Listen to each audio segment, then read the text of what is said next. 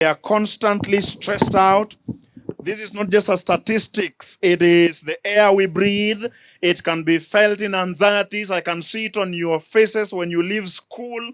You've hunted a degree. You've pushed through exams. But when you finish, there is no job guarantee. Everyone cheats in the exam room, and everyone, bribes their way into an employment space. And somebody wonders, is there something that can be done in this difficult economic time? You feel the pressure of the band, maybe to compromise your faith, to pay a bribe, to do something so that you can get ahead economically. There is this disillusionment in matters finance also is seen in the spiritual disillusionment. Now, I should also mention that we constantly want to try and pull a heavy financial burden, and when it's put on the youth, it's a problem. What if I told you that God has a plan, that you don't waste your youth in a cycle of anxiety and compromise and lack and stagnation, where there is always more month at the end of the money? God's plan, you've read it in 3 John, is that you prosper in all things. And we like to rush that text into health. Let's pose it in all things, and one of the things should be wealth. Now, you see, today, if I told you that God has given a success equation, an equation that does not focus in chasing the wagon of income, but it is on building a track of asset. You see, an asset, and here is where you start writing, is the combination of 3 things: mindset, tool set, and skill set. Say that with me. An asset equals, number 1, mindset. Number 2, tools. Which one was number 2? Tool set, and then skill set. What if young people were taught the broad principles of finances in such a way that a day like this, somebody wrote, I don't want to tell you his name, but he wrote something. It is Daniel Presley. He says, income follows assets. Like a shadow follows you. If you are tall, you have a long shadow. If you have more assets, you have more income.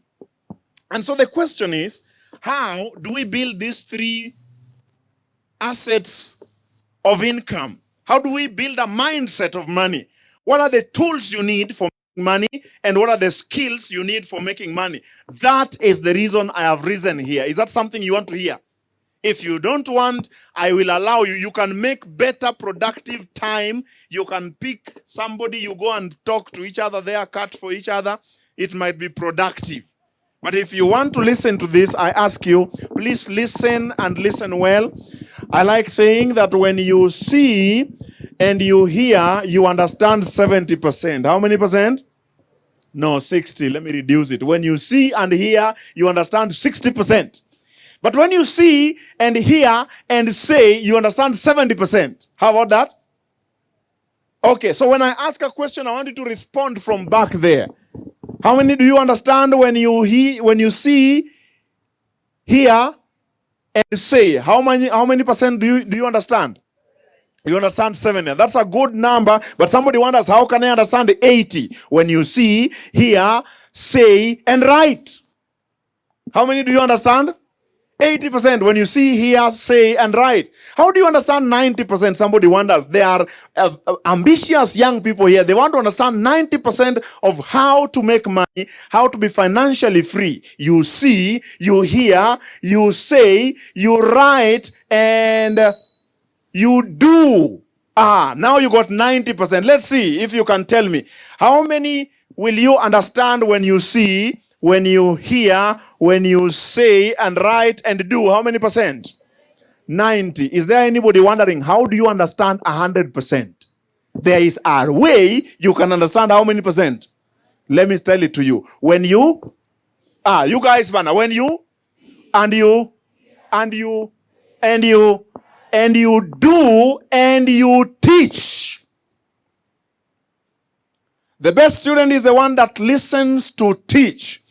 If Anything I will teach you will help you to grow from one financial status to another. You got an obligation to help someone who is struggling, who is almost depressed. There is a young person who has come here today, and he has come to give God one last chance because he has considered suicide because of difficult economic times. You are going to be my ambassadors. If I will teach you anything important today, I want you to carry it, and don't just do, but also do what? I didn't hear you. You will talk. Because I said you understand 70 when you see, when you hear, and when you say. So I want you to talk. You're going to teach. Is that right? 3 things for today. If you catch mindset, you're good to go. If you catch tool set, you're good to go. If you catch skill set, you're good to go. Let's start with mindset. Are you ready? Story. Let me go up here as I tell you. I am that preacher who walks. There are 2 kinds of cows. There's a cow who eats best when they are tied. They are called zero grazers. Many kienyeji. Me, I feed best by walking.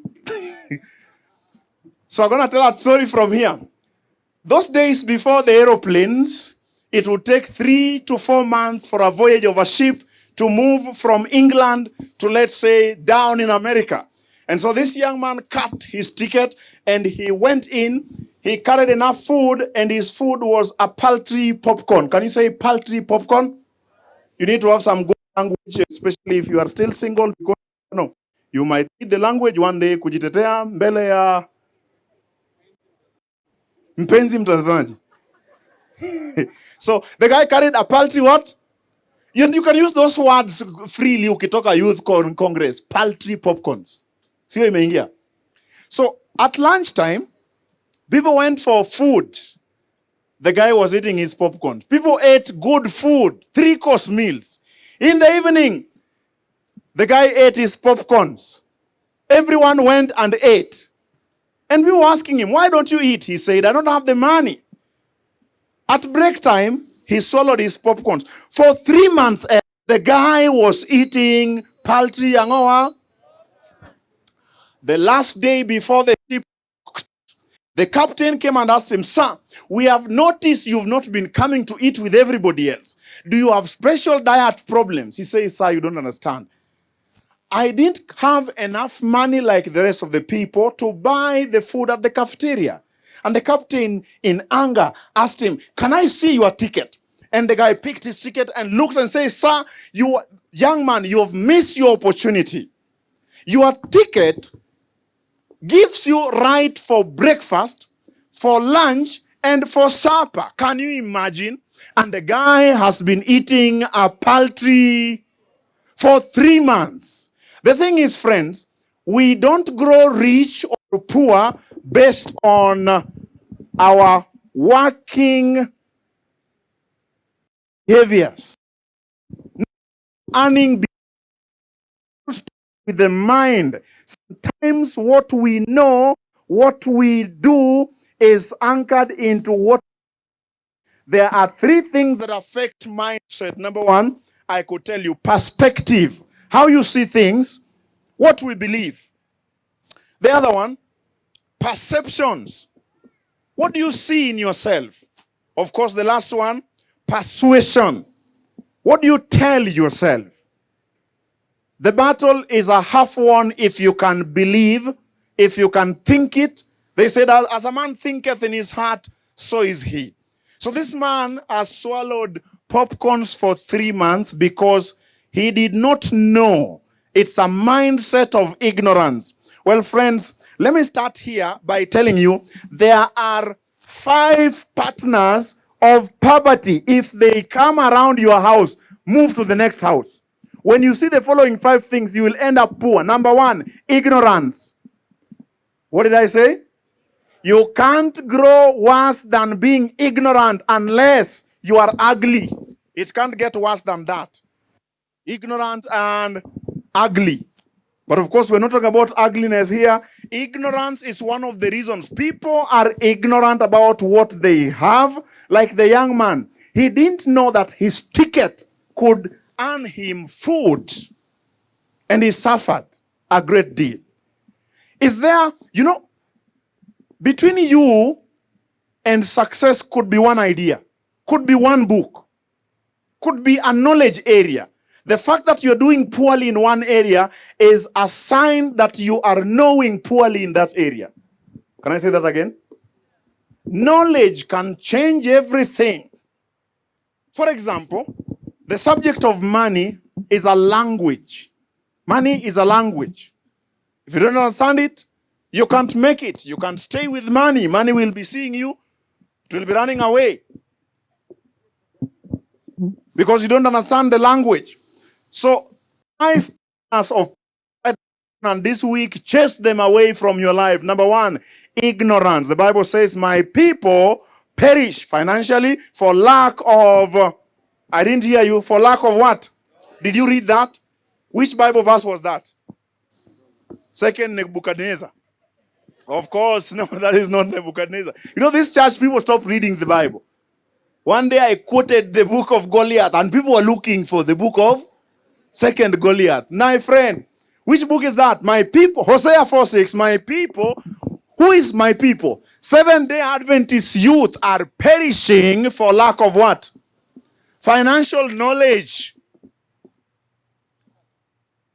And now you are broke and you can't blame us. But let me tell you, friends, the text doesn't end there. It says, because you have rejected knowledge. Problem is not knowledge. Today you go into the internet, there is a plethora of information and knowledge that you can use in learning how to build yourself. We simply just don't care enough. I tell you, friends, the second partner to poverty, write this down, laziness. What did I say? Kenyans were reported on the newspaper to be working the shortest in the whole globe, 35 hours per week. People are lazy in this country. Nangojea dili ivane. Watu wanalala hii country, and then you want to have money. I have come to tell you, without work, you will be poor. Here's a good text back to relationship. First Thessalonians 4:11, it says, and if anyone, okay, first of all, it says, we commanded you to work with your hands. Whoever does not work shall not eat. You know that story? And then verse 11 says, we told you these things so that you can walk properly in the sight of those who are not Christians. And the text ends by saying, so that you may lack nothing. But the text that I want, next to it, it says, if you are not able to provide for your family, you are denied the faith and you are worse than an unbeliever. Anybody has read that text before? You know, we tell young people to avoid unbelievers. Here is a principle of unbelievers. Anybody who is not able to provide is an unbeliever. Did you hear what I said? Huh? Worse than, yeah. So come on, when a church elder, you remove them from the church book. Laziness. People don't want to work. Partners of poverty. Number 3. What was number 1? Ignorance. Number 2. Number 3, unfaithfulness. You arrive late at work, you cut deals, you know, unfaithfulness will surely lead you to poverty. Number 4, pride. When you're proud, you can't learn. You believe you are the one who knows everything and can do everything. But in the Almighty's wisdom, knowledge was not locked to one person. And so you should always be open to learning. Number 5, partner of poverty, number 5, mindset. I've come back to that again. There are mindset that if you see in somebody you are dating, if you see this mindset in someone who is your friend, run away. Number 1, the mindset called victim stroke entitlement mentality. They always blame. Why are you broke? The government, company policy, weather. Why are you single? Attack from neighboring country. That's called victim mentality. Why are you not successful? The system is rigged. Have you heard those words of we have been rigged? Nonsense. That's a bad mindset.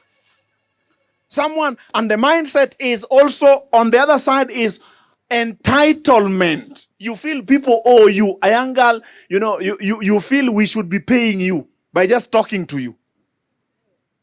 Again, nonsense. This mindset will keep you poor. Listen to me.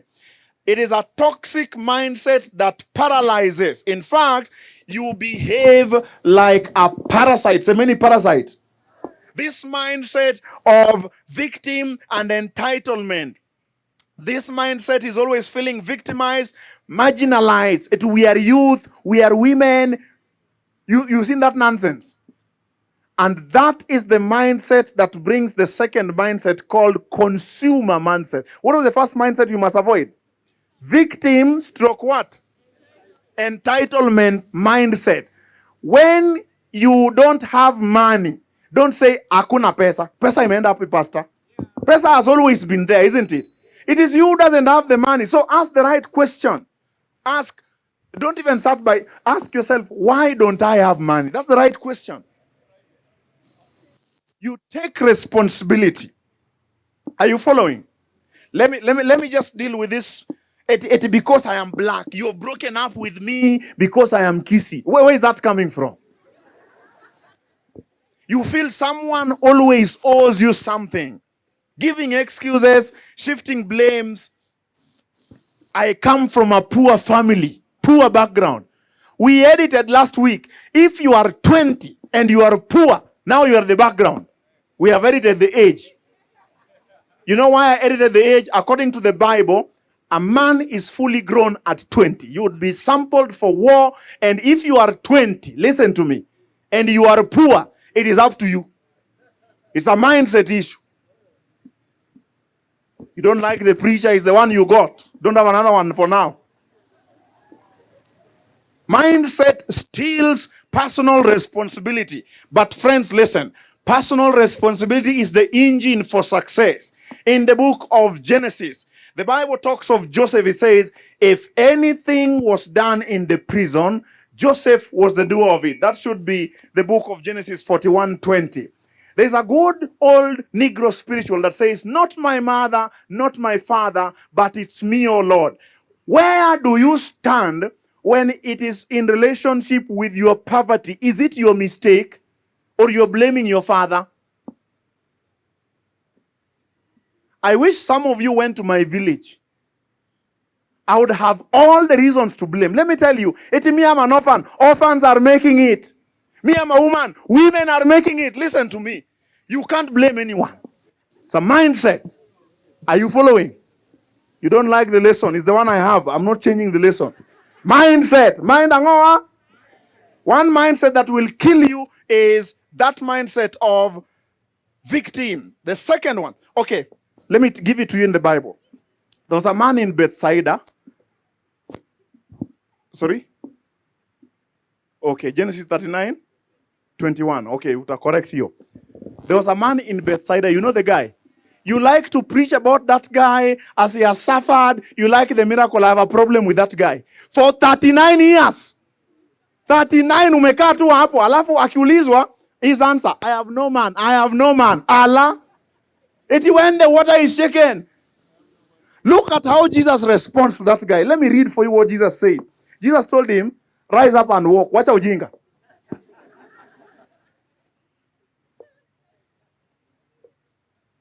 For 38 years, he's been waiting for the government. Now, what is the church doing? Nonsense. The church is doing nothing, I can tell you. They are electing and they are electing leaders and they are continuing. That's what the church is doing. You, what are you doing? Entitlement mentality. And you see it on the streets.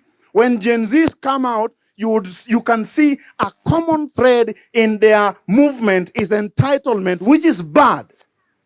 Somebody must point at your eyes and tell you, besides wanting privilege, every privilege has a second coin called responsibility. You don't like this? Let me move to the second mindset. The second mindset is called the consumer mentality. What did I say? These people believe that money is for spending. The purpose of earning is to buy things. Now, there are only three things you can do with money. The stupid and poor, they waste the money. The average middle class spend the money. The rich and the wise invest the money. Can I say that again? Let's repeat that. There are three things you can do with money. Number 12, the stupid and poor waste the money. If you want to know you waste money or you have waste in your life, go to your dustbin. This country is too poor to have food in the dustbin. Waste is buying something you don't need, and then later you start telling us, oh, now munichangie, naenda ni munichangie. You wake up, you decide to collect a whole million for a wedding. Ujinga sijasema. Ujinga ni ujinga sio who collect a whole million for a wedding for me is serendipity. That is called you being able to marshal resources, to force people who don't like you to contribute. Like you guys, me, I couldn't do that. Me, I have pride. I can't go begging people for money. I mean, that's just me. But you, you can do that. The stupidity is in this, that you take the whole million and swallow it up all in one day. Iyo ni ujinga classified. Pro Max. That one I can tell you. When you get into your home, you'll realize it was not wise. Consumer. They think money is for spending. They call themselves third world nation. Have you heard that word, third world? You know the word third world? Third world simply means we don't produce enough. We only consume. Delilah, we just eat. If you are in a relationship, they are people who are consumers. Watch them. Even in a relationship, they just eat. Nitumie. I want to break up now, Leo. I think you will talk about that. Don't consume all that you make. Listen, friends, every money you earn is tripartite. Money has three parts. There is the past component. Any money that walks into your pocket must be used to pay bills of last week, of last month. You have lived in someone's house, pay rent, the past. The money you earn has a present component. You must pay for a youth rally today. You must have an experience of life, and life has exchange of material through money. So you must plan for the past, pay for it, pay for the present. Any money you earn also has a future component. Can I hear you say amen on that one? Anybody who eats their future is a witch. So don't eat everything. Even the ants. I have a little dog. He taught me a lesson. My dog eats chapati. So you throw for it chapati. The first one it takes, inapeleka kwa nyumba yake. Ina hide hapo. Then inakuja ku. Even dogs know this thing. Wewe. Una wipe up everything. Sahi ni 7. Leo ni tarehe ngapi? Angalia account yako tuone kawe ni consumer. Where is the money? Where is it? The question is where? Where is the money? Where is the money? It was here. I don't know where it went. You don't know. Budget is telling your money where to go. Write that down. Budget is telling your money where to go. Impulse is wondering where the money went. Third world nation. Things are always, you just, there's a guy called the prodigal son. You know him? The guy shows up to his father. He was a consumer. Daddy, give me everything that belongs to me. A few moments later, he has converted everything to cash. A few weeks later, he has swallowed everything. Then, have you read that story? Famine. I like where the famine comes. Ukisha swallow kila kitu ndio famine inakusubiringi tu inapima bado kuna 30 bob.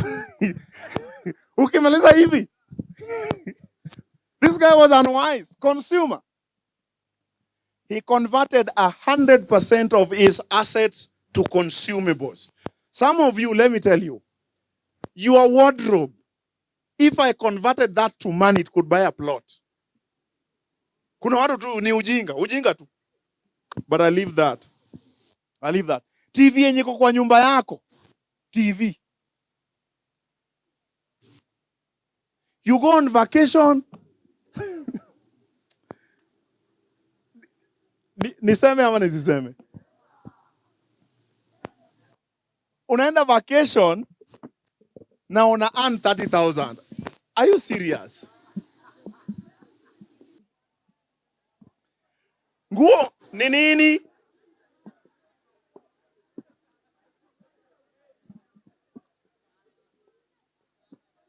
Shida sio vacation. Shida ni mwenye analipia vacation. Because hiyo 30k yako ukishaweka kwa rent, we know what is happening. We know imeisha, si ndio? Listen to me, friends. Somebody swallows their seed. Let me tell you, the best thing to do with a seed is to plant it. Investment mindset.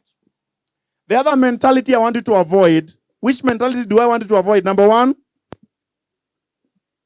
entitlement. Victim. Tumenyang'anywa. Number two, consumer. Everything you get, you eat. Number three, nomadic. Nomadic, jamaa hana address.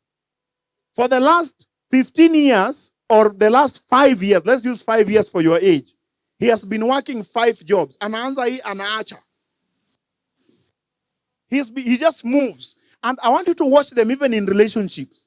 Ukiona jamani nomadic, achana na yeye. Ni kama Masais. They don't care how the grass grows. They camp there, wakishakula kila kitu, they move.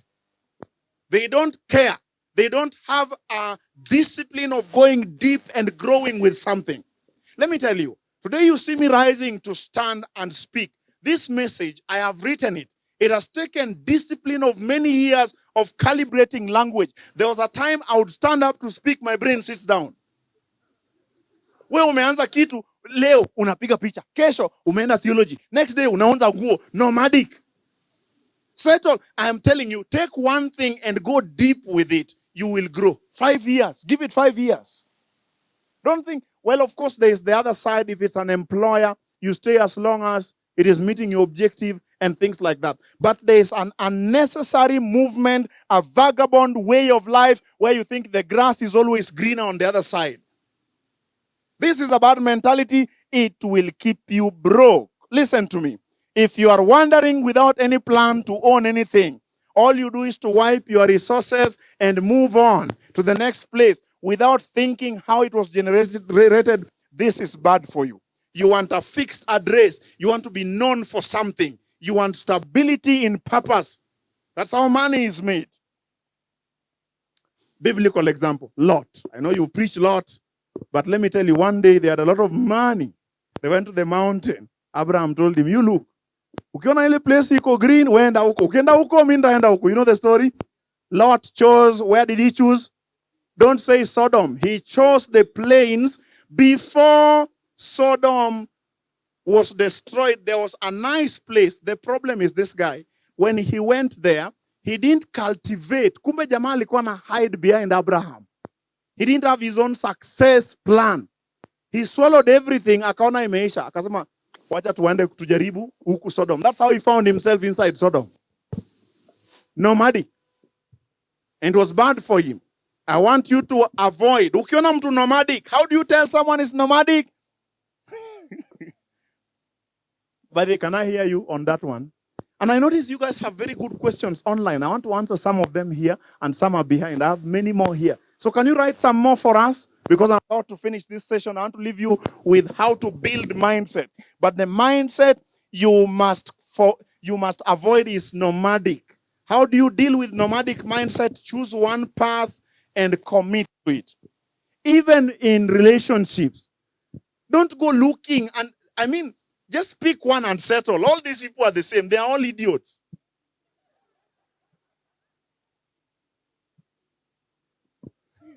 Kwani, who do you think I'm saying are idiots? Okay. This one, I want to reduce my volume on. Another mindset will kill you. Another mindset will kill you. And zimekufa at once. And I'm using a lot of energy to hold them than to speak. Please ongeza volume kidogo. I'm straining my voice a little bit. Just add their volume a little bit. Volume. Okay. The other mindset I want you to avoid that will not take you anywhere is called the salary mindset. What did I say? Salary mindset. The core belief here is my job is my safety. As long as I have a paycheck, I am safe. Is that true? Of course, this is the most subtle and dangerous disease because it feels like you have wisdom that when I have a paycheck, I am safe. But the truth is this. Salary is slavery. In fact, the work of your employer is to make you tired, not to make you rich. You didn't hear that one. If something happens to you, the only thing your employer owes you is 1 minute of silence. And in that minute, they are thinking of how to replace you. And so during the year, they do something wise that a lot of you don't see is wise. They give you something called leave. Can I define what leave is? You should practice how to live. That means we can survive without you. That's what they are simply declaring. But some of you think, my friend, employment is good because you don't take the risk. However, if employment is the ultimate and penultimate game for you, you're gonna be poor.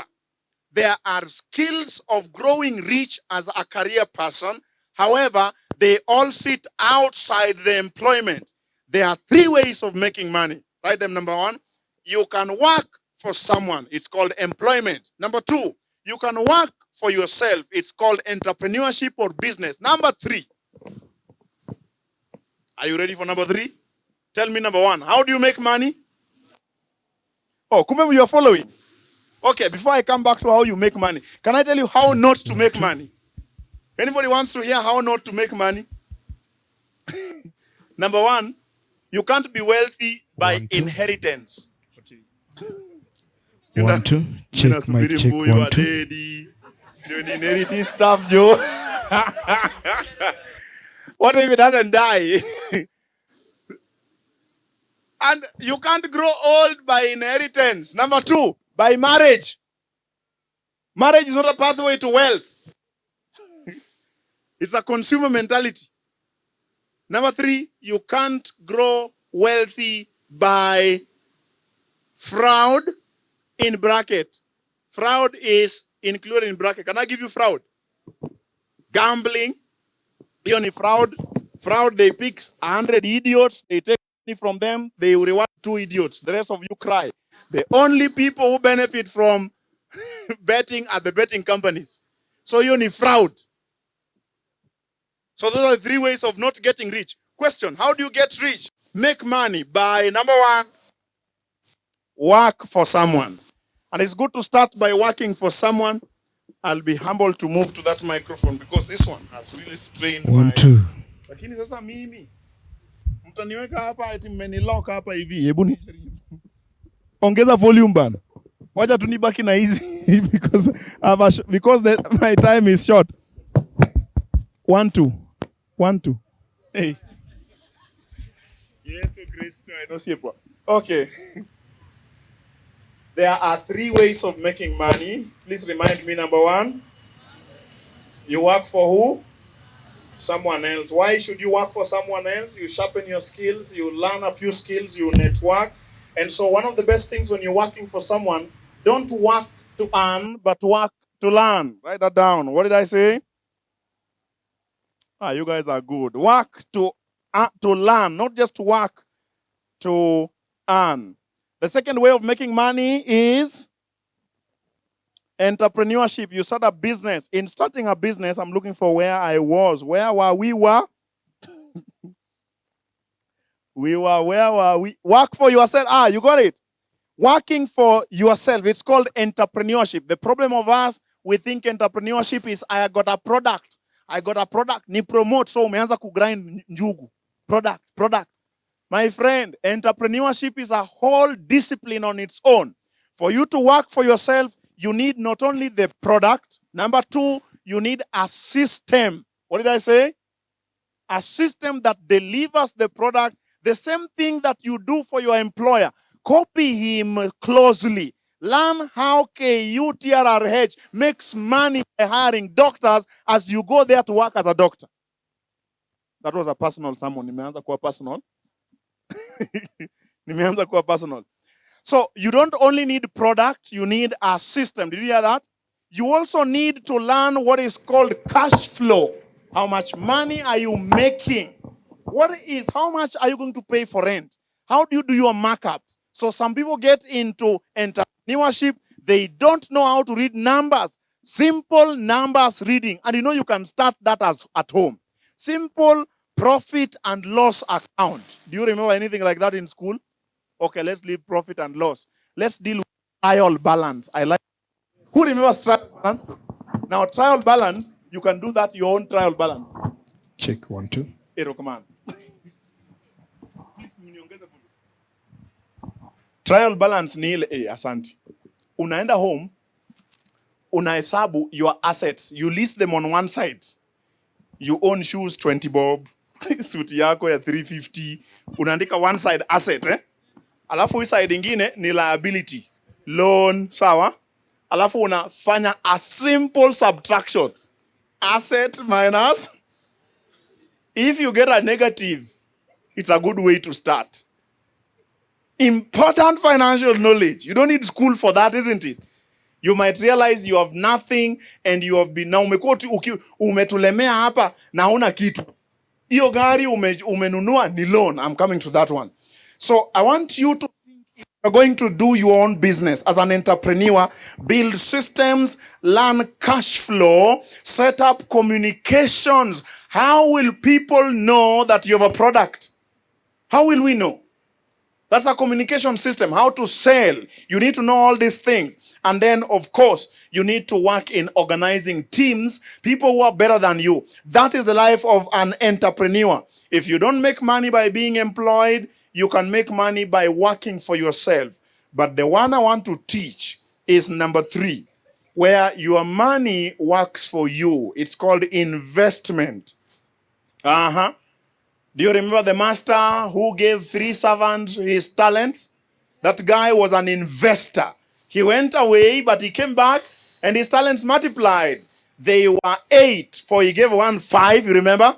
The other guy he gave, when he came back, this guy had multiplied to another 5. So 8 plus 5, 13. This guy brought another 2. So 13 plus 2, 15. Let's give him some time. He went away for how long? 3 months. And he had 8 talents. They have moved to 15 talents. Just one shot. Now listen, friends. The meaning of that story is this. That we should not just, there are some jobs that are fallen. Like, don't put all your eggs in one basket. That's a poverty proverb. The proverb should also think about, don't just have, carry as many baskets so that when you wako na eggs, wafanye nini? Waweke kwako, sindio? Oh, you didn't hear that one. Hiyo mtacheka mkitoka hapa. That one is deep, sindio Paul? And there are people who didn't get it. By the way, kauja cheka, tunafaa kukucheka. So let's move back up. The nomadism will kill you. Let me just give you 2 more mentalities. The one that I was talking about is salary mentality. The problem of salary is you don't decide how much. By the time they are announcing the job, they have already fixed the salary to an amount. You decide it. Number 2, know your talents and your gift. I learned late enough that I can be paid up to 110,000 shillings for my 1 hour speech. You know what they pay my employment? But I'm both employed, but I also do my own things. Salary is not a reflection of your true potential. Salary can be stopped, delayed, reduced, cut short, and they can decide not even to pay it at all. Salary, hata ukiwa CFO of a company, you can't translate it to your children. Sasa mimi natoka job, my boys, nyinyi ndio next CFOs. But ukiwa na business and investment, you can. Following this wisdom. This is wisdom afternoon. Salary, I am telling you, for you to increase it, you have to do the following. Either you have to go on strike and don't go alone. You have to go on strike every time you want it to increase, isn't it? You guys should be wiser. If I were you, I would use the 3 means of building money. I would work for someone to learn the skills. I would set up my business and then I would invest. But now that you have a salary mentality, we utabaki tuna salary na Mungu akubariki. Nitawaacha hapo. The other mindset I needed to deal with is the materialism mindset. The facade of false prosperity. If I look wealthy, I am wealthy. Is that true? Huh? So the guy spends more time on his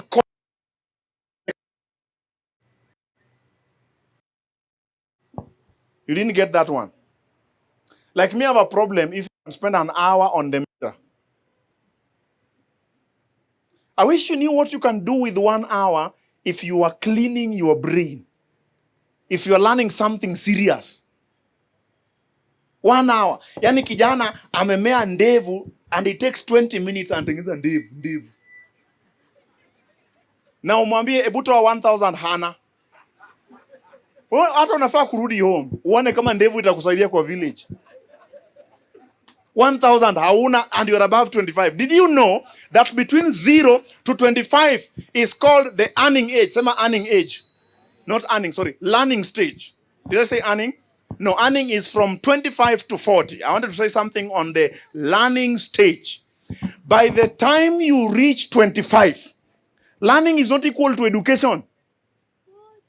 Education locks you on walls of I don't know what. You must reproduce somebody's idea. In fact, the people who benefit from education are professors. Because their ideas are repeated at their cost and their pockets don't have money. Unless they are investors. Unless they are businessmen. I know what I'm talking about. There's a day I sneaked into a professor's payslip and I was angry on his behalf. Because their ideas are repeated. And they benefit at different levels because they feel they are great, they have contributed, even if they are not implemented. However, listen to me. Learning, don't let your education come in between you and learning. The difference between education and learning is this. By 25, you should have a skill you can trade and you should be paid for. Can I say that again? By age 25, you should have a skill you can trade, an ability to solve a problem, and you should be paid for it. If you have not learned a skill, you are gonna remain poor and you must learn fast. Good learning will lead to good earning. Between age 25 to age 40 is your earning age. Do everything to compound your earning every year. Ask yourself, how can I add 10,000 shillings on my earning this month in my economy? I think it is evil to wait for a whole month to be paid once. And you're always paying bills every day. In my thought, I think that is very evil. I think as you pay, you should earn, isn't it? Why are you only thinking pay as you earn and you don't think of earn as you pay? This audience is mko down bana. I'm get wisdom, sindio? Let me tell you. You should ask yourself, don't wait for the employer. Mwaka imeisha. Jamaa anakutokezea mudomo yake iko hivi. Eti cost of living adjustment. Na umekuongeza 3K. Kwa salary 3K after a whole year. Let me tell you, that thing is evil. You should not accept it. You must, I'm not saying you go, just saying, organize your life in such a way that the money that comes to you represents your true potential. Hiyo shetani hataki msikie. And as I will not strain my good voice. It is pretty and precious. It still needs to be heard. A Christian should earn as much as he can. He should save as much as he can. He should give as much as he can. Did I hear that? Did I say that right? So don't be satisfied with paltry popcorns. The question is, how do you make money? But before that, let me finish with this materialism because it's killing us slowly.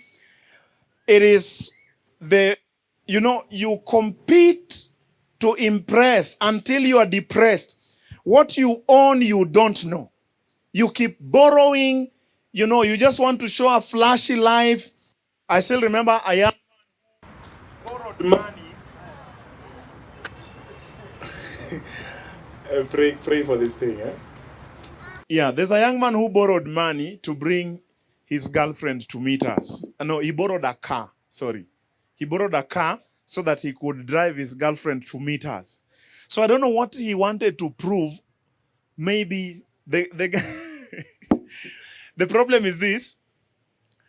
Before we could finish the talk, we were going to have a serious relationship talk. Before we could finish the talk, the owner of the vehicle was calling. Friends, The problem of materialism is it's not true. Everything is fake.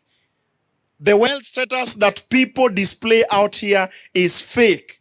And this matter of fakeism, sijui mlitoa wapi. The face is fake. The hair is fake. The nails are fake. Everything is artificial. Artificial beards, artificial hips. Even intelligence today is artificial.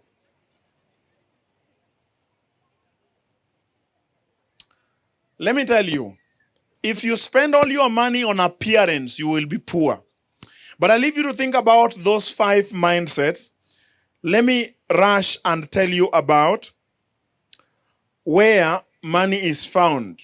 There are 5 places where money is found. Write this quickly. I think this is where I will stop today, so that when you see them, please look keenly. Whenever you see these 5 places, look keenly. Chances are you will find some money in there. Are you ready? Money is found in, number 1, money hides in problems. Money is a reward for solving problems. The level of problem you solve determines the level of money you have. Solve small problems and small money. Did you know that the doctor earns from your health problems? Did you know that the restaurant earns from your hunger problems or appetite problems? Even the... Hello. Ngane, I'm the one teaching, man. I am saying the landlord. This one is beating people shock, man. The landlord earns from your homelessness. And you know there are only 3 there are only 3 people. If it works, just bring it. There are only 3 people that are called lords in this world.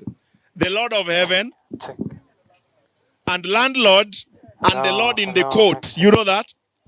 And those people Check, can 1, 2. actually mess up your life. Check 1, 2. 1, 2. There's a book coming up that we are writing called Riches in Relationships. It will be released next week, the other week. Next week. On our anniversary. Riches in Relationship. Ongeza volume kidogo. Okay. I'll just try and be patient with this because it's possible. This is important. If you solve global problems, you'll get global money. If you solve Githurai problems, you only get Githurai money. So this is the mindset that I came to bring to you. I want you to live here knowing you are a solution provider, not a complainer. So if you don't solve problems, you will not be given anybody's money. I want you to think through, what frustrations do people go through? How can I help them? Now, I sat the other day and I thought through problems of young people. And I put together a course. Some of you joined it. It's called How to Monetize Your Passion. How to monetize your passion. I was paid for teaching people how to discover their talents or their passion. I was paid for teaching people how to develop their talent and how to deploy it for service and for impact, income, and influence. I am telling you, if you go home and you're always complaining, hii kitu haina, hawana serikali, you will not find solutions. Nobody will pay you for talking about problems. People will pay you for finding solutions about problems. Things that frustrate people are opportunities for making money. Number 2, money is found in people. Money is found in problems. Number 2, money is found where? So if I were you, unaona yule mtu wa Facebook ama wa social media, I want problems. You know that guy? I want problems. If you can look enough, unaona kama hii stuff ya, you can see we're already having a problem here. Somebody can think through it and solve for us this problem in the next rally. So this time you just call Maria and say, Nili notice PA iliwasumbua. I am giving you a PA, Hello. but I'm also doing for you a poster. Hello. Is that right? Give me all the mics. Lazibeba zote. Hello. Can you set it in work? Give me the cable. Where's the cable from? Hey, it's almost beating me up, man. Are we safe? Wacha nibaki na hii. Injili lazima iendelee.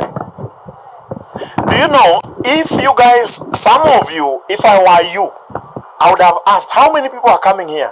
Kuna mtu angekuja na food packaged. Because there was hunger problem here over lunch. Alafu mnakuja mnasema, oh share, so you pray about it. That is poverty mindset. Somebody could have set up a professional caterer, 200 bob. Unakuja una set up mapema wamepika hapo. You do think you'd have been chased away? Problems. I want you to think with that lens. Number two, I want you to know money hides in people. By the way, everybody here has money.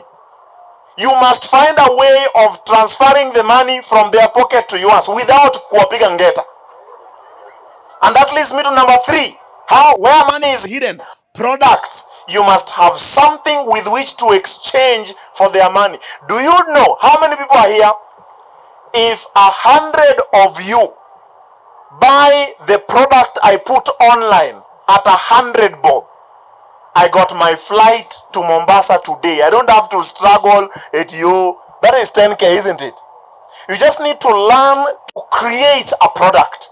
If you don't have a service to offer, people will always stay with their money and you'll always stay with your poverty. Did you hear what I said? So let me ask, is there anybody, I'm going to give someone here a chance. Is there anybody here who has a product?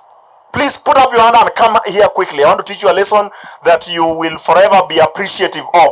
Any young person who has a product, please come quickly. I'm on the count of 5. I'm going to give you some, sorry? A product or a service. Number one, I'm counting at, please come running. I'm going to give you the best opportunity you'll never get. Any young person who has a product, I'm counting 1, 2, 3, 4, 5. I'm going to take these 3. Please, when you mrudi, please go back. Go back. Please go back. Please go back. I'm going to work with you. Come. You guys stay. I want 5. Please, you go back. Thank you. People will not trust you. Listen. This is a mess up. This boy is a mess up here. Come, I'll teach you a business lesson. Come, I'll teach you a business lesson. You want people to trust you. There are 3 stages on trust. Number 1, competence. Say that with me. Competence. Competence means you can deliver, isn't it? Number 2, people trust you because of character. Say that with me. Character. The ability to give integrity behind your business. So if I said, watch how you wabaki, it is good order for you. People will think we will cut corners. I want to take that lesson home, but we'll retain you here because you allowed us to use you. Thank you for your humility. I'll give you the other C. So I'm going to ask you, I'm going to give you a minute to announce your product. My name is Jared. Come here. Don't blame the thing. Just continue. Just 1 minute. We don't announce your product. My name is Jared Onjula. I have a product called GPOS Hotel ERP. It is a software for helping whoever is in a business of hospitality. If you run a restaurant, a hotel setup with accommodation and conferencing, if you want to organize now the operations, streamlining your operations from the point you buy items to the point they leave, the point the customer gets to your hotel and the point he leaves, organizing all that into a systematized way. Okay, now we got you covered. It is called GPOS Hotel ERP software. Hi, my name is Maria Stacy. Our company is called Astoni. We provide branding services to companies, and we help you, as your company, to have the correct branding material for your brand image. Yeah.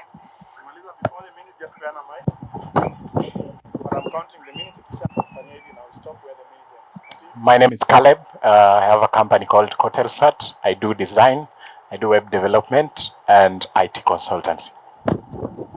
Okay. Once again, my name is Caleb too, but Caleb Bongoro. I'm a real estate professional I'm a real estate agent by profession. So my products are majorly houses, luxury homes for rent and for sale across Nairobi. And also, second product is a chemical called super plasticizer or high range water reducer. It's a chemical used in majorly in residential, housing. for concrete production, ready mix. This way. That's counting a minute for you. Your minute is going. Okay, my name is Bifon. I'm a film producer. I have a company called The Mindsets Production.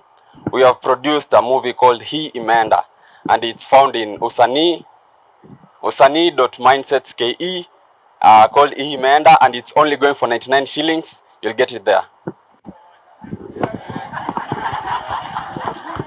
Your 1 minute is going. Don't. Hi everyone, my name is PR.NYANG'ATE. Unafinya computer natoa pesa. I deal in IT products, including the hardware, that's computers and phones, and also offer IT solutions and softwares. My shop is based in iconic Business Plaza, Moi Avenue, 2nd floor. You can follow us on social media platforms at Laptop Garage Technologies. Well, let's give them a clap. 2 of these guys have graduated. Unfortunately for me, the one that I almost sent away is the best of them. They have lost important opportunity. Lesson for you today. People don't buy products. People buy solutions. So you came telling us your name is, we don't care. My product is, we don't care. Ask them, do you have this problem? I can help you this way without going through the common hurdles. Call to action. You can find us at. Given 1 minute, always tell them what to do. This guy scored the highest. Short, sweet, Hii Imeenda. Anybody can remember Hii Imeenda? I'm going to give you the minute again. This guy also did well because in the 1 minute, let me tell you, branding is for people to be part of your story. So you want to invite them to do something. What problem are they facing? Is that right? How do you solve it, or do you solve it? And when you solve it, I'm going to give you a template. I want us to try again. I'm going to give you the minute again. This is called a business minute. I help any person stuck with their finances to start a side hustle. Possibly they can earn up to 100K per month without the need of capital or leaving their jobs. If you want to be part of that program, send the message monetize your passion to 0705. Can I see you sending 693939? That was not an example. That's a truth of something I did last week. I help people who are stuck in their jobs, unemployed, start a business in their area of a side hustle in the area of their passion. They can possibly earn up to 100K a month without capital or quitting their job. If you want to be in that program, send a text right now with the words monetize your passion to 0705 693939. I'm going to give you this mic again. Let's see if you'll do well in marketing. You know, I don't think it's wise that we gathered all these people and someone only benefits and your products don't benefit. So let's do that again, starting from this side. Now you have 30 seconds. Now we don't need your name, isn't it? Nobody cares about the people, the process, and the presentation. Tell us the problem you solve, how you solve it, can I relate with it, and where do I get it? Continue. Do you need a laptop that will put your products and hustle to the at the global stage? Reach out to us at 011-1580-906 to give you a reliable laptop that will solve all your money problems. That was nice, isn't it? Yeah, this. Continue. Just do that again. Yeah, just continue. Okay. So, sahii uchumi ni mbaya, alafu mmeboeka, alafu wengine wanalia shida. Ukitaka kufurahia, kubambika, unaweza enda watch the film Hii Imeenda. It's a very interesting film, a comedy one. So you can get it from usanii.mindsets.ke /Hii Imeenda, or ukitaka link naweza kutumia kwa WhatsApp, unaweza text 011 575 2377. Thank you.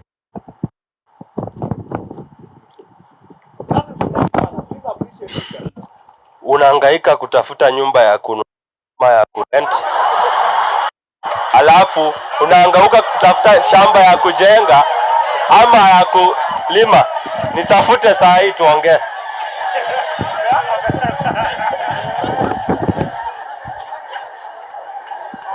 These guys are good. I want you guys to join my business school.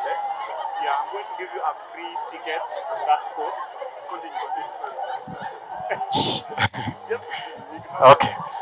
You have a business, and the people who only buy from you are the ones around you, and you want the margin to grow. We are here to make you grow by expanding your reach. We build your business, we grow your business through web design and redesigning. Maria. Umefungua business ya peanuts na high peak. Talk to us, we will find the right stickers for you, we'll find the right packaging for you, and we'll find the right packages. Sorry. Yeah, you're right. Yeah, packages, right? Yeah, and packages for you so that you can sell your peanuts and reach more people. Excellent. Last one, I still have one more. These guys are good. Let's appreciate them, Bana. After you do all that and you have your business ready, usisumbuke na mambo za paperwork. Now that is where we come up with the systems.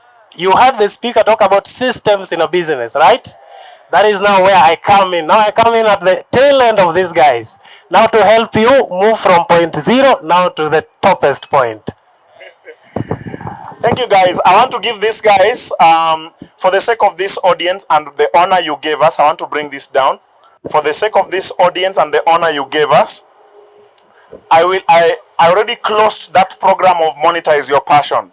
But I want to open it for you if we can have you guys send requests, text to me. But for these people who have allowed themselves to be used, I'll give you free ticket into that program. Is that okay? Please be seated. I want to thank you. That's how we learn. There's a lot more to learn about money, and I think we can arrange another time. So all I need you to know, money is found in problems, money is found in products, money is found in people, money is found in potential, gifts, your talents. I got a talent of speaking. You have a talent. It just needs to be discovered. And that's why I did that whole course. So you need to know that your gold is tied to your gifts. Your profit is tied to your potential. The earlier you start to know how to be paid for what you love doing, the earlier you can make money. Lastly, friends, you need to have products and services, but also have production and love to work. With that, I hope you will go home and today start the mindset of building money. When I come back, I will teach you the tool set and the skill set. But those who join that course of mine, they get all that lesson for free. Let's try and see if we can answer some questions here, and then we run away. Honeycomb. Question number 1. How does insurance company like Britam work? They insure products. Can money be contaminated working for an Indian to pay tithes? For the sisters working in Arab countries, the money is not able to change their life. Pay school fee, it just disappears. Now, let me tell you, it doesn't matter how much you earn, it is how well you retain and multiply the money. It doesn't matter how much you earn. I don't believe in all these things. You can start from the lowest if you know how to manage your money. There's a tool, I think I sent this to Miriam. There's a tool I'm giving out for free called the Intentional Spending Tracker. You can get it for free, and then there is a video that comes with it on how to use that intentional spending tracker. If you earn any money, put 50% to fundamentals, the things you must pay for, rent, commute, food.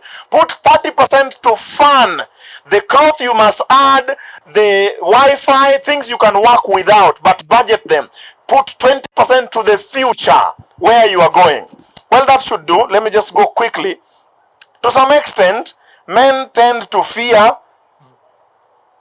Visionary, independent ladies. Is it so, and why?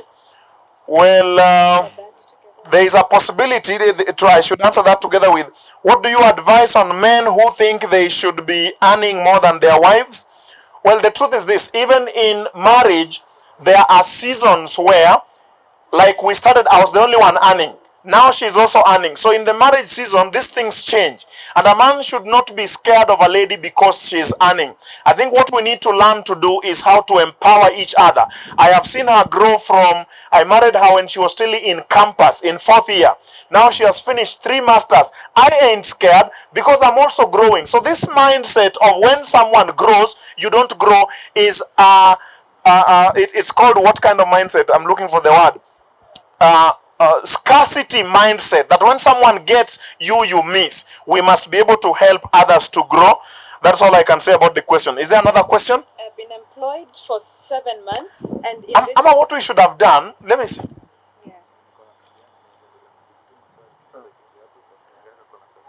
Yeah, we have the rest of the speakers also have their questions. If they can just come up front so that this last part is spent this way in answering the questions. Pastor, please join us. We can just sit. I'm told sitting will be better.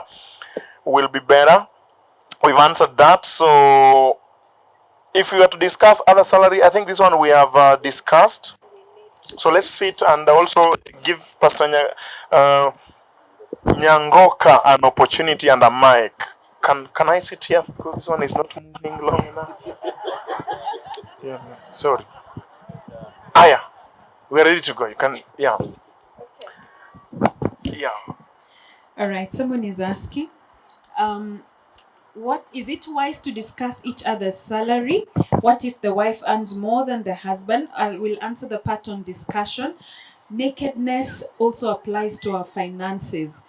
I was telling somebody asked, what happens if your husband took you out on a date and he didn't pay the bills? I'm like, I'll just swipe his card because I have details to his card. So in a marriage, it is important to discuss the salaries. And even when you're dating, please ask the source of where the money is coming from for you to be taken out. Don't just eat and you don't know how much this guy earns, where he's getting the money from. Did he just gamble the previous night? Let's have Pastor Nyangoka doing one question. Thank you, Swali. As a youth, is it bad to go watch football games on a Sabbath? Yes, it is wrong. Make the Sabbath remain sanctified. Unapoenda kuwatch mpira, do you glorify God? No. Kwa hivyo usiende kuwatch mpira on a Sabbath, remain in the church. Pastor, let me stretch your answer. Watching football is a waste of time. Another question. Is it appropriate to start Bible study using your own Facebook account? Yes. And give personal view? No. Biblical view. That's nice. There's another question here.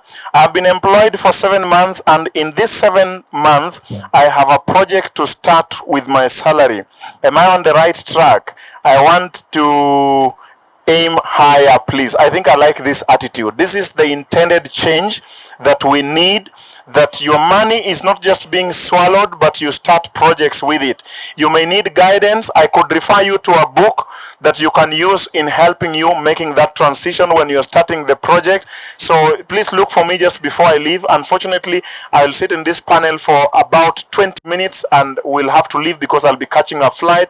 So this is a person I would want to help mentor so that you start your project nicely. Everybody should be able to do this. Translate your salary into a project, into an investment. Thank you. Most of us are unemployed. Can we get ways of improving finances? Most of us are employed. Can we get ways of unemployed, ways of improving? First of all, if you are unemployed, you are making a suggestion that the only way of earning money is employment. We have agreed there are 3 ways, isn't it?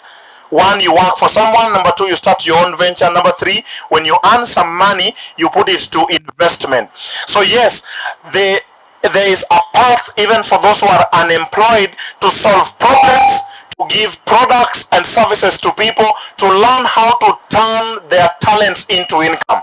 And so if you didn't send a text, then you've just missed an opportunity. Did you know that the word poor, P-O-O-R, spells passing over opportunities repeatedly? I thought you should know.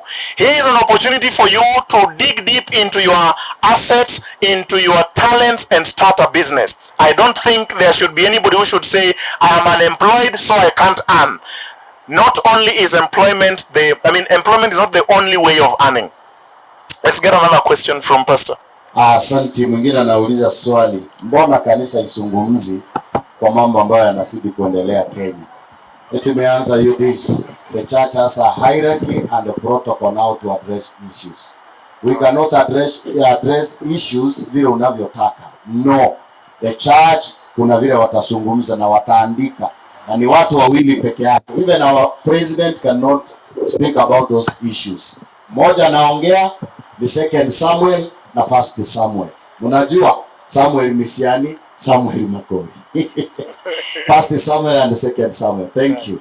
Should you give priority to build your own house or start a business, or continue supporting your siblings and supporting parents right after marriage? What's the priority and what's the boundary?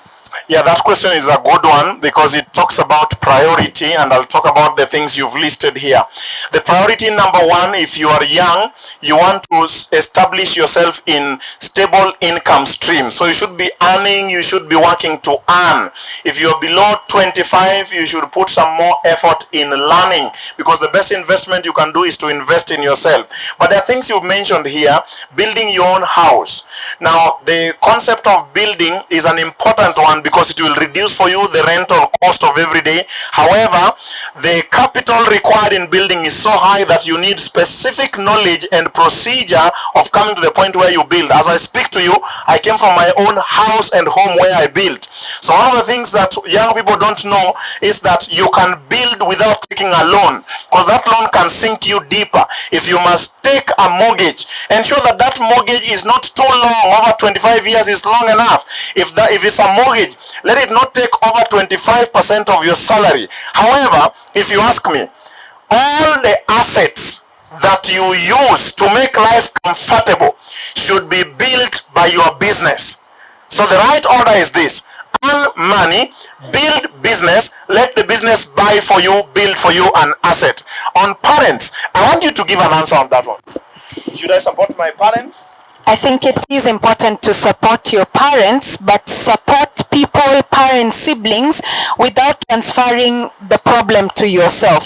So for example, you find a story of the Good Samaritan in the Bible. The Good Samaritan helps this wounded person, but first of all, he calculates the cost. He asks, how much is it going to cost? Then he does not pick that man and bring the man to his house, because that would be transferring the problem to his house, isn't it?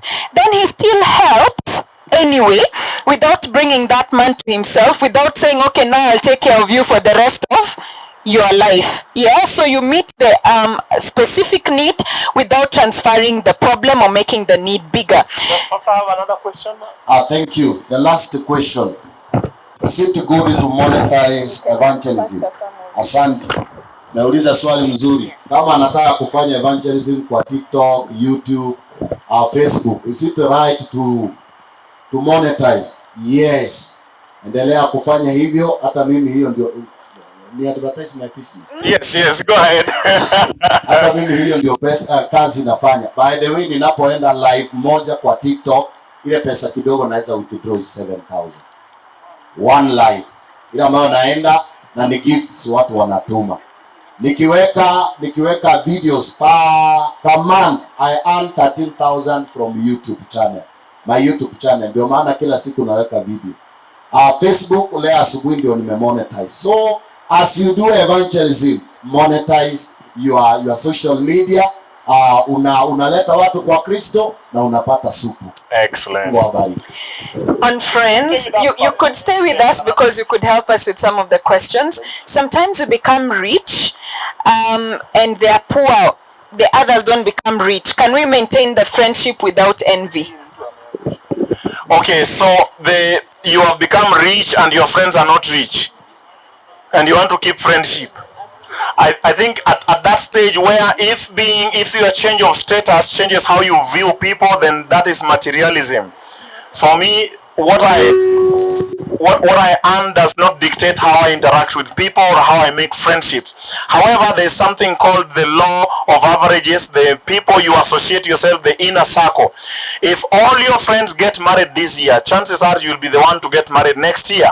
If all your friends become millionaires, chances are you'll become the next millionaire. If all your friends become idiots,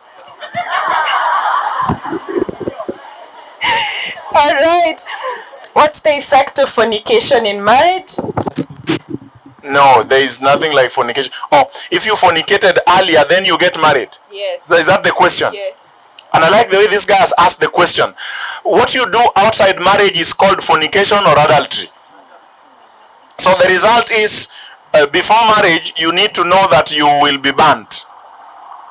Number two, there are more success in marriage when you don't have marriage is not a marathon. You don't need experience, you don't need to warm up. So when you get there and you have warmed up so much, you will be frustrated. You will have problems of even experiencing pleasure. So this is a very good question for young people to consider. There are things called sexually transmitted demons. So people think that premarital sex gives you experience. No, it gives you baggage. There is a scent that you will feel. Do you know the reproductive system is the only system with CCTV cameras? I thought you should know. But now I'm not talking about this. I think I'll talk to you about that later. The reproductive system has a way, when you get into the act, the body opens certain valves and certain avenues of noting everything around the circumstance and around the event. It takes the sense, it takes the feelings, it takes the environment around. A few moments later, you get married. You realize you now cannot function until you feel the smell you felt, the scent that guy came with. And then you realize now the Bible is true and you are a liar. That the person who commits fornication has committed sin against his own body. There is a lot more I could talk about that. Maybe we just move to the next one. Pastor has another one? I'll answer this one before Pastor. Okay. Somebody is asking, for how long should I wait to be intimate with the person I love? Wait until marriage. So if you're going to wait, marry after 5 years, you have 5 years. So wait until you get married, because the baggage that fornication gives is actually robbing of yourself joy inside marriage. And many times when sex happens outside the boundaries of marriage, you will even start hating one another. It becomes like a Tama and the brothers situation, where somebody you really loved before, immediately after the act, you now hate them with more hatred than the love that you had. So if you really love this person, please wait until you're married. And sex in marriage is beautiful. You will not regret it. I will assure you 110%. Can I add something? Maybe the intimacy this person was referring to is kissing, but to that one I'll respond. If you want to avoid the premarital sex, avoid the premarital kiss.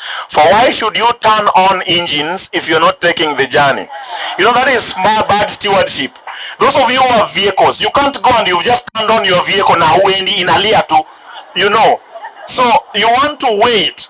Now, I also wanted to mention that it's important for you to know that you need to be wise in a relationship, so that there is a sister of mine who says, kuna watu wanapeana mwili mahali roho inahitajika, na wanapeana roho mahali mwili inahitajika. So be wise to know if the person wants mwili and you are a Christian does not operate in the flesh. Let's get another one from Pastor. Inawezekana mwenye ameuliza swali hilo ashaonja matunda tayari. Atujui Pastor. Hiyo ni swali tu. A question, why don't Adventist men not approaching ladies? Hey. Not yes. Kwa nini wanaume wa Adventista they are not approaching Adventist what? Ladies. Number one, because of fear. Wanaogopa. Number 2, past experience walioipata, so hawataki kurudia. Wanasema Waadventista ladies wote they are not romantic. Who told you to test all? Nani alikwambia ujaribu wote? The other one ni kwamba labda self esteem yake iko too low, ama kuna mengi ambayo aliyoyapitia na wasichana ambao ni Waadventista, sasa hataki kuwaona. By the way, men, Adventist men, sitapata nafasi ya kuambia, when you are taking these ladies out, don't wear your suits and ties na kubeba vitabu ya Ellen White. Amen. Enda nje kusocialize. Vaa tracksuit, enda cheza na mtu wako. Beba yeye gongo. Cheza kalongolongo. Peana flowers. Wacha kuanza kuuliza lesson ya Thursday ilikuwa kaa huko na lesson. Lesson wacha kanisani. Amen. There's another question here. Kidogo tu pastor. Wafla Faith Kaisa. Okay. Wafla Faith Hakasa. Tafadhali your school ID is here. Okay. Thank you. Please don't bring any more questions, but we want to give you our numbers. You can always reach out to us directly. We will be able to help. Check us on social medias. But before that, how far should we spend on dates, gifts during relationship? This is a good question. By all means, don't be stingy. Eti umenunulia mtu 100 bob slippers. Mki break up, you want it back. That is poverty. That is poverty.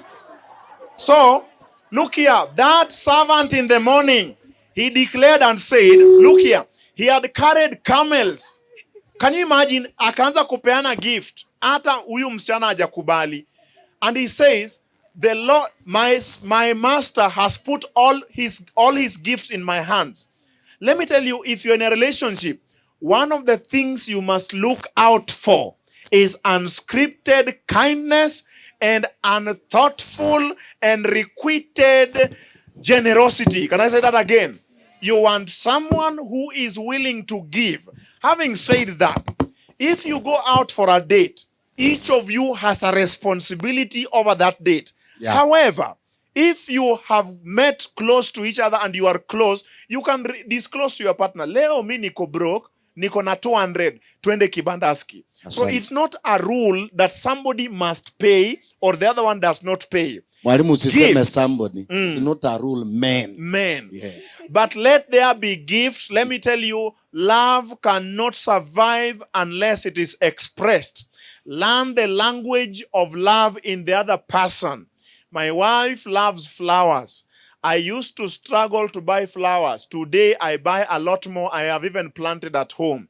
By all means, give out gifts. I got another question. I think I'll deal with all my questions, then we go like this up to the end. Instead, you wanted to say something on that gift, Pastor? Hapo mahali umezungumzia about gift. Nasema hivi, treat me as a king, I treat you as a queen. Some are not like that. Men, don't spend money on somebody who is not spending on you. You spend na yeye ana spend. Mkienda outing, analipa Uber, unalipa lunch. Pastor, kuna mtu anakukemea hapo. Kuna mtu anakukemea huko. Mtu ananikemea nishindwe. Siwezi shindwa. Hatushindwi. Treat me as a king, I treat you as a queen. Thank you. Pastor, what you've said is important. Let me tell you, men, listen to me. Wanaume, one of the ways of knowing that a lady loves you, it is a law of womanhood to nurture. If a woman only takes from you, run away. Rudia mwalimu. Thank me later. A woman who loves you will surprise you in her level of earning. Hata kama nakununulia slippers. Question number 2. You say something on this one. I think on that question for the ladies, I would want to say, it is safe that you are not taken out to places that you cannot afford to pay by yourself. So when you're being taken out, just inquire where you're going and ask yourself, am I able to afford this? Don't order everything you're seeing on the menu, including things that you don't understand. Then if the conversation changes and you're asked to pay for the bill, you suddenly start looking perturbed. So always carry money that in case things have gone wrong and you're in disagreement with the man, you can pay for your bill and pay his too and live there with your dignity. Amen. Usiende out pila pesa mfukoni. Questions za mwisho. They are the two last one. Instead of knowing each other's salary, How about they just split the bills accordingly to each person's capability?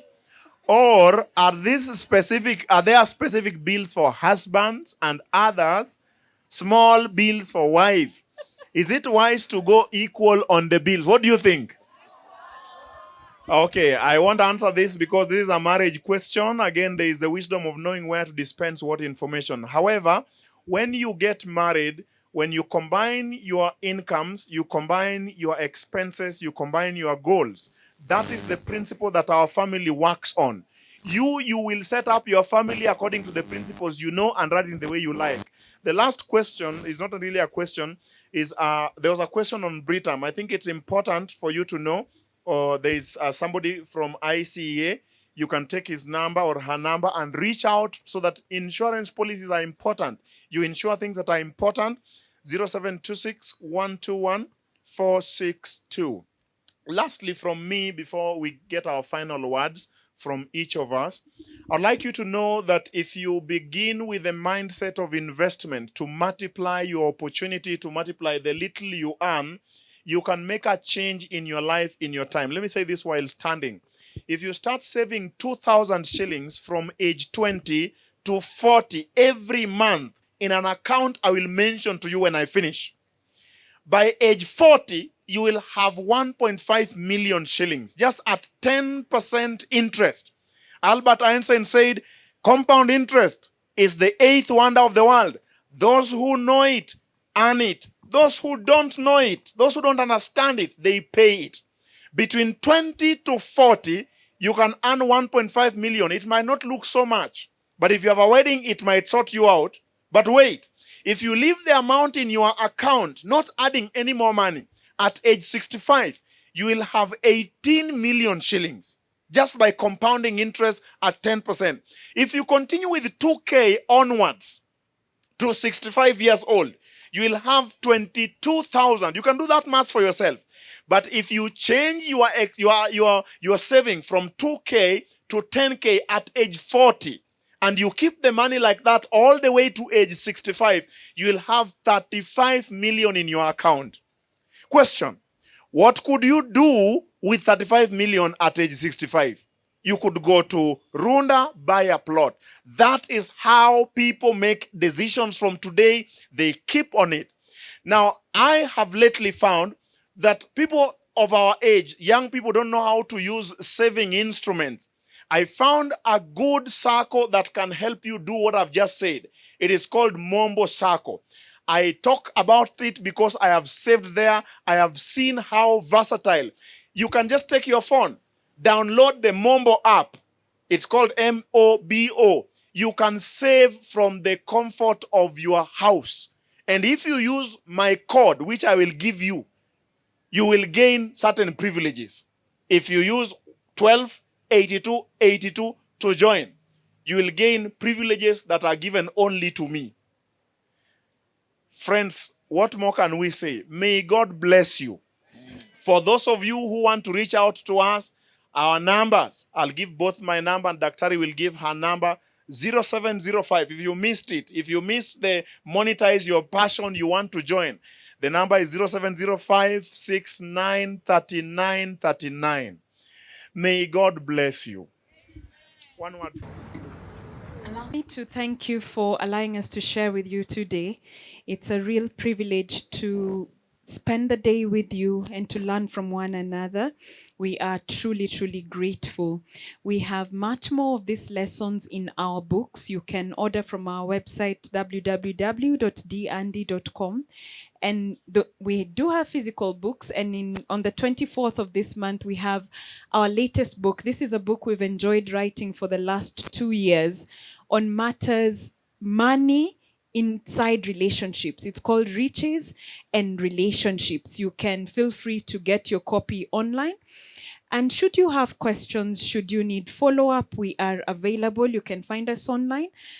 Personally, my number is 0702 250 009. I am a medical doctor by profession. I'm a consultant physician. So some of you may want to reach out for your medical needs and book your appointments. To the rest of the speakers, My number is 0702-250-009. And I was thanking also the rest of the speakers for the privilege to share this pulpit with you and learn from you. God bless you and keep you. Thank you, nami nashukuru kwa kunipa wakati niweze kuzungumza kwenu. Guests wenzangu, may God bless you kwa kukubali tuweze kushirikiana. Ukinihitaji, my name is Pastor NYANG'ATE Junior. NYANG'ATE Junior. Ukitafuta Joel Nyangoka huwezi nipata. NYANG'ATE Junior TikTok, NYANG'ATE Junior Instagram, LinkedIn, na services zangu zote ziko hapo. YouTube, Facebook, niko hapo. Ukikimbia hapo utanipata. May God bless you. Wale mnasikiza Citizen Radio, tukutane saa 11 asubuhi. Wale tunakutana Egesa, tukutane 4:30 in the morning. May God bless you. Namba yangu ya simu 0715 551577.